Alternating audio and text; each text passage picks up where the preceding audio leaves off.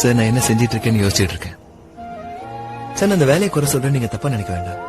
ஆனா இங்க இருந்து நான் எப்படி முன்னேறி போறதுன்னு எனக்கு தெரியல சார். தினமும் என் லைஃப்ல என்ன நடக்குதுன்னு எனக்கு மட்டும்தான் தெரியும். என்ன ப்ரூவ் பண்றதுக்கு நல்ல வாய்ப்பும் கிடைக்கல. வாழ்க்கை இப்படியே போயிடுமா சார்? அப்பப்ப எல்லாத்தையும் விட்டுட்டு திரும்ப போயிடலாமான்னு கூட யோசிக்க தோணுது. ஆனா அப்பாவோட முகம் என் கண்ணு முன்னாடி